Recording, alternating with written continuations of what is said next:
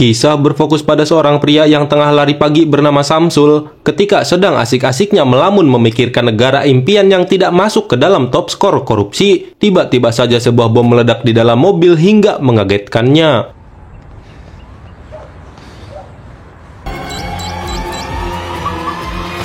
Saat Samsul tiba di rumah, istrinya yang kita sebut saja Yuyun langsung menghadang dan menyatakan gugatan cerai karena Samsul tak pernah meminta jatah. Hal itu dipicu akibat Samsul terlalu terlena dengan dunianya tanpa memikirkan istri dan anaknya. Kemudian scene berpindah kepada dua polisi yang sedang asik bermain catur dan polisi itu bernama Wallace dan Jackson. Saat sedang asik-asiknya bermain, nampak salah satu rekannya mengabari tentang sebuah ledakan bom yang baru saja terjadi.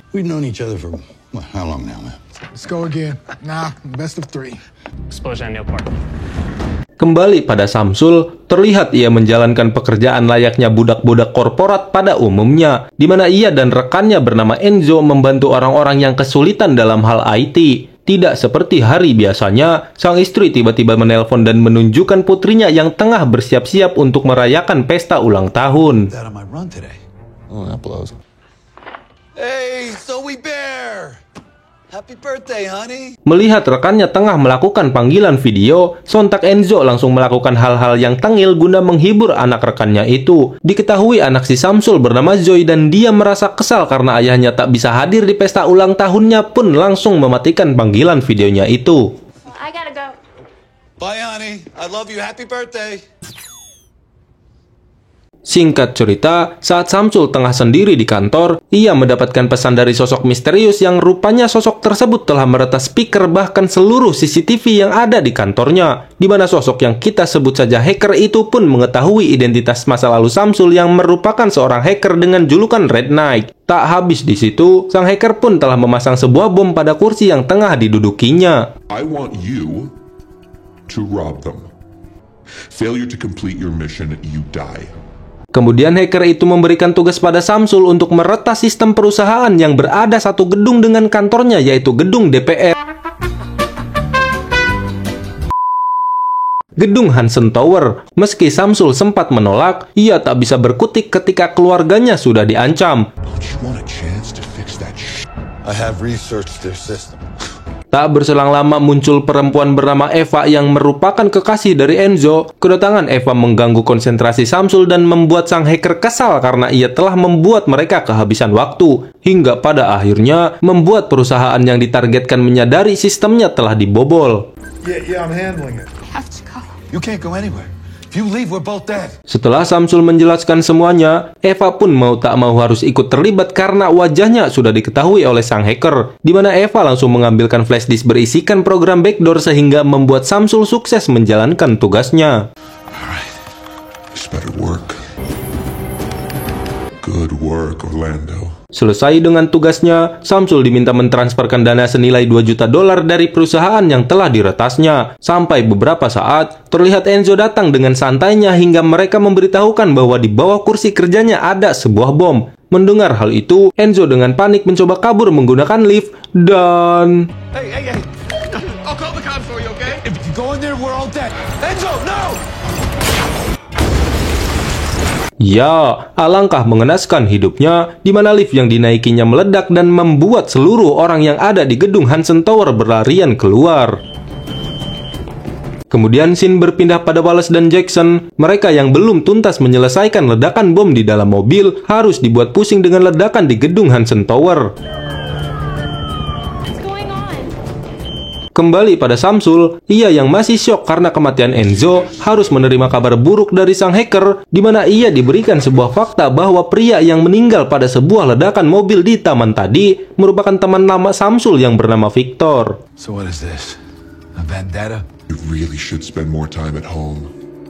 Sang hacker juga memperlihatkan data kedekatan Samsul dan Victor pada saat keduanya tengah berada dalam satu tim Black Hat, di mana Victor dan Samsul sempat mengebohkan dunia maya dan hampir terjerat hukum. Namun entah apa yang terjadi, Samsul dan Victor malah terbebas dari jeratan hukum tersebut. We are creatures of habit. You can go retire on an island somewhere. Setelah mendengar hal itu, Samsul menyimpulkan bahwa sang hacker melakukan semua ini hanya untuk membalaskan dendamnya, dan benar saja, uang yang Samsul transferkan ke nomor yang dikirim si hacker nampak dipindahkan ke nomor rekening atas nama Samsul, sehingga membuat Samsul khawatir karena ia mungkin akan dianggap pencuri oleh perusahaan yang dibobolnya. That was for you. Belum puas dengan semuanya, sang hacker kemudian memerintahkan Samsul untuk kembali meretas sistem keamanan perusahaan Templar Bonds yang merupakan perusahaan server deposit teraman dan terbesar di Amerika. Hacker itu pun memberikan waktu 1 jam agar Samsul bisa membobol perusahaan tersebut, dan jika Samsul berhasil, ia akan terbebas dari bom di kursinya. Kill them too. Do I need to keep going? You want me? Mendengar nama perusahaan yang ditargetkan tidak kaleng-kaleng, membuatnya ngahulang santer karena perusahaan itu memiliki 6 keamanan, dan keamanan yang ke-6 akan dilakukan oleh sang hacker karena harus dilakukan secara manual. You spelled hostage wrong. Baru saja memulai aksinya, Samsul dikejutkan dengan berita tentang dirinya, dan ya, ia difitnah melakukan peretasan dan pengeboman selama ini. Masalah semakin rumit ketika sang hacker meminta Samsul membuat sebuah video pengakuan yang seolah-olah memang dirinya lah sosok di balik kekisruhan selama ini. Hey Orlando, you're famous. He faced considerable prison charges due to his involvement with... Kemudian kita diperlihatkan Yuyun yang tengah berada di kantor polisi. Ia bersikeras yakin bahwa suaminya tak mungkin melakukan itu semua, di mana ia menegaskan bahwa pada video yang telah dibuat Samsul, nampak sekali ekspresi suaminya itu tertekan dan ketakutan. Yuyun juga menunjukkan sebuah pesan suara yang diberikan Samsul sebelumnya. Di dalam pesan suara tersebut, jelas terdengar suara seseorang yang tengah memerintah Samsul. Orlando, he signed on with a big bucks. Bomb tech, ready to breach. All right, SWAT, prep for assault. Di sisi lain, terlihat Wallace dan Jackson yang tengah menuju lantai 10 tempat Samsul berada. Di tengah perjalanan mereka menyadari ada orang lain di gedung ini, lebih tepatnya berada di lantai 4. Sehingga Jackson memutuskan untuk pergi memeriksa lantai 4, sedangkan Wallace lanjut menuju lantai 10. Ditemani tim SWAT, Jackson pun tiba di ruangan yang dicurigainya. Di sana mereka menemukan jasad seseorang bernama Haris, sang petinggit di Templar Bonds. Ketika mereka akan mengevakuasi jasad tersebut, Jackson menyadari ada sebuah bom di sana, dan... Even his family.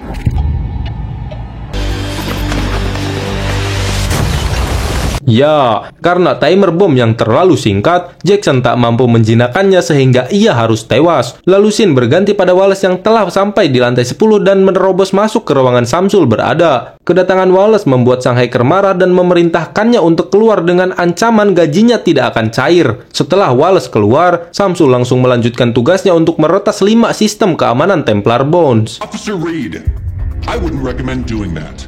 Finish the job, soldier. Setelah melalui banyak kesulitan, akhirnya Samsul berhasil meretas kelimanya sehingga membuatnya sedikit lega. Alih-alih bisa terbebas, Samsul malah dibodohi oleh sang hacker dan membuatnya tetap terjebak bersama bom yang siap meledak. Disarm all the bombs and let me go. There's only one bomb left, Orlando, and it's under you. Kemudian scene berpindah pada sang hacker yang akan melakukan tugas akhir. Ia dengan mudahnya masuk ke brankas Templar Bonds dengan menggunakan bola mata yang ia ambil dari Haris, sehingga sang hacker bisa dengan leluasa mengambil data-data penting yang ada di sana. Samsul yang mengetahui si hacker tengah berada di dalam brankas pun mencoba meretas pintu brankas tersebut agar bisa mengunci si hacker di dalamnya. Namun aksinya diketahui sehingga sang hacker pun segera keluar sebelum ia terjebak di dalam brankas tersebut.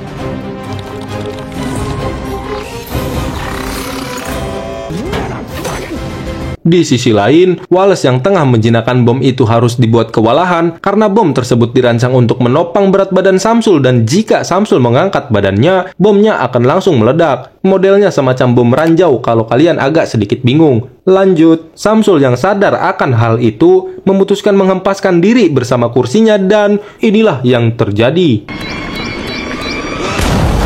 Ya, Samsul rupanya berhasil selamat dan menggelantungkan diri di tembok gedung. Setelah ia selamat, polisi yang tengah mencari jasad Enzo tak bisa menemukan jasadnya hingga polisi tersebut menanyakan pada Samsul dan menunjukkan foto Enzo. Dan ya, saat melihat foto Enzo, seketika ia mengingat percakapannya dengan sang hacker misterius itu yang mirip sekali logatnya dengan Enzo. Disinilah sebuah plot twist terungkap, di mana Samsul menyadari bahwa semua kejadian yang ia alami merupakan rencana dari Enzo. I'll answer your questions later, right? I just want to see. That's my coworker.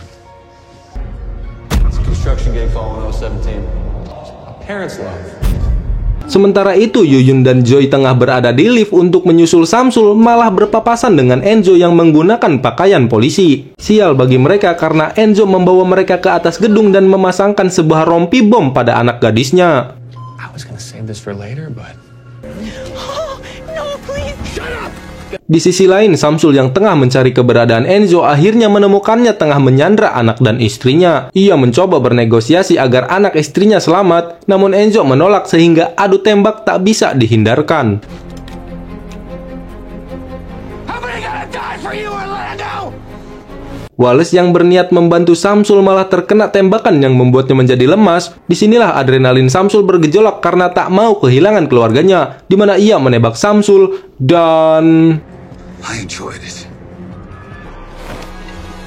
Ya, Enzo pun tewas akibat peluru yang menembus kepalanya. Namun masalah tak selesai di situ. Mereka sempat dibuat bingung karena ada sebuah rompi bom yang dipasangkan pada anak gadisnya. Meski sempat pasrah, pada akhirnya Wallace berhasil memotong kabel pemicu ledakan sehingga Samsul and family bisa selamat.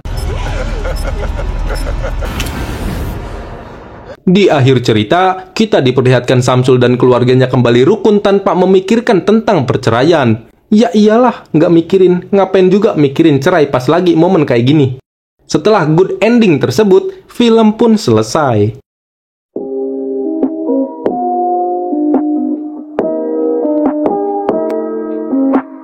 Dari film ini kita bisa belajar kalau saja Samsul kerja di rumah, tidak akan ada drama bom di kursi kantornya. Jadi, makna yang bisa kita ambil dari film tersebut ialah bekerja di rumah bisa membuat hidup lebih panjang. Saya Tom bersama seluruh komplotan Dakumet berterima kasih pada kalian yang telah menonton. Sampai jumpa di video selanjutnya. Bye-bye.